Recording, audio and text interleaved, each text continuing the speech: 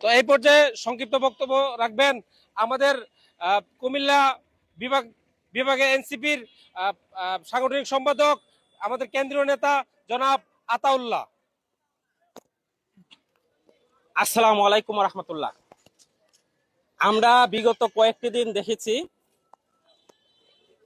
চূড়াগুপ্তভাবে কিছু মিছিল বের হচ্ছে ফাঁকা মাঠে, একটি স্লোগান দিচ্ছে যে শেখ হাসিনা আসবে, বাংলাদেশ আসবে। আমরাও চাই শেখ হাসিনা আসুক, আমরা হাসতে চাই।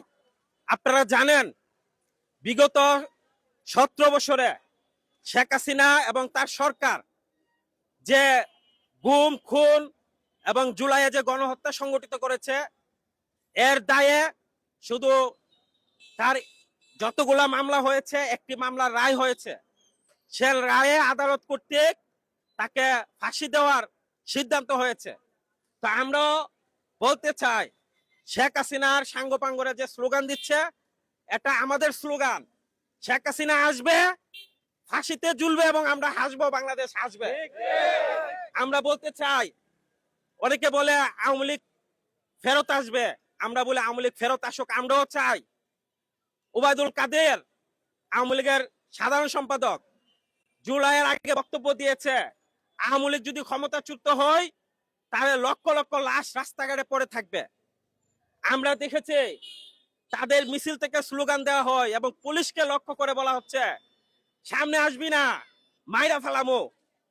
যে মাইরা ফেলার রাজনীতি করে, এ বাংলাদেশে যারা সহিংসতার রাজনীতি করে, যারা গুমের রাজনীতি করেছে, যারা হত্যার রাজনীতি করেছে, আমরা এই গুম হত্যা রাজনীতি করে এ বাংলাদেশে আর কাউকে রাজনীতি করার সুযোগ দিব না।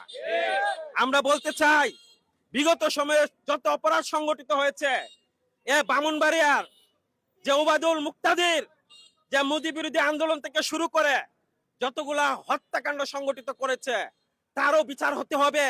আওয়ামী লীগের যারা যেখানে নেতৃত্ব দিয়ে মানুষ হত্যা করেছে, গুম করেছে, তাদের বিচার হতে হবে। যে আওয়ামী লীগ মাওলানা বাশারের আওয়ামী লীগ, ওই আওয়ামী লীগ ফিরে আসুক। আমরা জুলাই যোদ্ধারা, আমরা যে বিএনপির অনেক নামগন্ধ ছিল না বিগত 17 বছরে, আমরা আন্দোলন সংগঠিত করে, আমরা রক্ত দিয়ে আমরা তাদেরকে ক্ষমতায় সিঁড়িতে যাতে যেমন সহযোগিতা করেছি, মাওলানা বাশারের আওয়ামী লীগ যদি ফিরে আসে আমরা এমন সহযোগিতা করব। এর আগে আওয়ামী লীগের বিচার এবং সংশোধনের মাধ্যমে তাদেরকে পরিষ্কার হতে হবে। আর এই পরিষ্কার হওয়ার আগে যারা এই গুন্ডাতন্ত্রের মাধ্যমে, হুমকির মাধ্যমে, হত্যার মাধ্যমে, চোরাগুপ্ত হামলার মাধ্যমে যে আওয়ামী লীগ ফেরত আসার কথা হচ্ছে, এ আওয়ামী লীগ আমাদের জীবনে এক ফুটা রক্ত থাকতে এই আওয়ামী লীগকে ফিরতে দেওয়া যাবে না। আজকে জাতীয় নাগরিক পার্টি এনসিপি সারা বাংলাদেশের প্রতিটি জেলায় এরকম বিক্ষোভ সমাবেশ করেছে। ইনশাল্লাহ এনসিপি একটি নতুন দল সারা দেশে সংগঠিত হচ্ছে, সংগঠিত হবে, জন আকাঙ্ক্ষার দল, সংস্কারমুখী দল।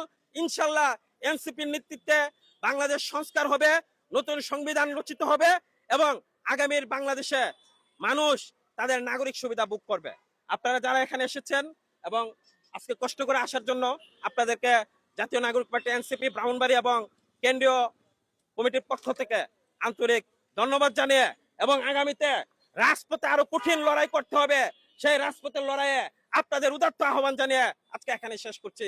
আল্লাহ হাফেজ, দেখা হবে রাজপথে, কথা হবে স্লোগানে স্লোগানে। উপস্থিত সংগ্রামী জনতা, আমরা 5ই আগস্টে যে অপশক্তিকে পরাজিত করে এই নতুন বাংলা গড়েছি, আপনারা দেখেছেন। এখন আবার এই ভারতের যে এজেন্ডা, আবার লেন্দুক দুর্জিরা হাতে তুলে দিতে চাই, এরই জন্য তারা আবার দেশের বিরুদ্ধে ষড়যন্ত্র করে যাচ্ছে। আমরা যে সংগ্রামী জনতা আছি, আমরা কি তার রুখে দিতে পারবো? আমরা কি পারবো?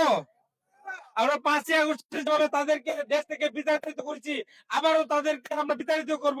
তাদের যে কোনো ধরনের অপশক্তি, কালো শক্তির হাত আমরা ভেঙে এবং আমাদের যে মাতৃভূমি বাংলাদেশ, বাংলাদেশকে আমরা বাংলাদেশের সম্মান সমুন্নত রাখবো। আমরা কোন দেশের ছোট ভাই বা কোন দেশকে পদলেহন করে আমরা আর চলবো না।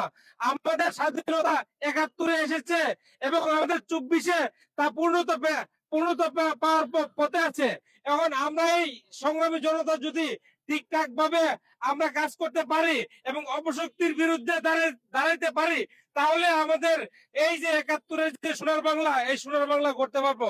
এই বলে আমার সংক্ষিপ্ত বক্তব্য এখানে শেষ করলাম। ধন্যবাদ সকলকে।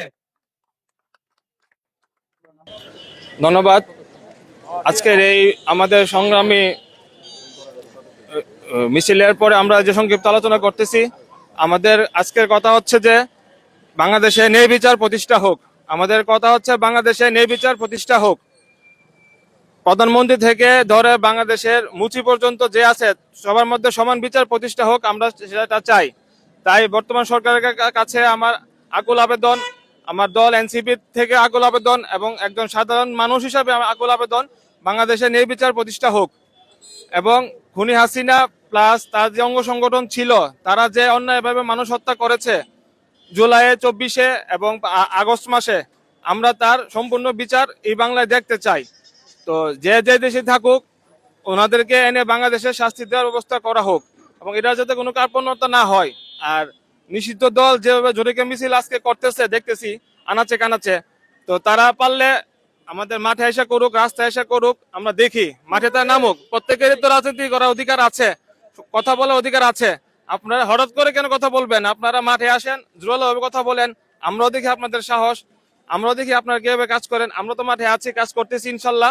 তো বাংলাদেশে ন্যায় বিচার প্রতিষ্ঠা হবে এবং বাংলাদেশ সুপথে চলবে, সে আশা ব্যক্ত করে আমার বক্তব্য শেষ করছি। আসসালামু আলাইকুম। শুধু তাই নয়, বিডিআর শাপলা গণহত্যা, তারপরে আমরা যারা বিরোধী দল ছিলাম তাদের দল মত যারা পোষণ করতো, বিরোধী মতে থাকতো, তাদেরকে দমন নিপীড়নের মাধ্যমে আয়না ঘরে পাঠিয়ে দেওয়া, তারপরে হচ্ছে বিচার বহির্ভূত ক্রস ফায়ারের মাধ্যমে হত্যা করা, এমন অনেক হচ্ছে অসংখ্য নেতৃবৃন্দ হচ্ছে তাদের পরিবার সহ নিশ্চিহ্ন হয়ে গেছে। এই বিচার বহির্ভূত হত্যাকাণ্ডের কোনো জবাব বাংলাদেশ পায়নি।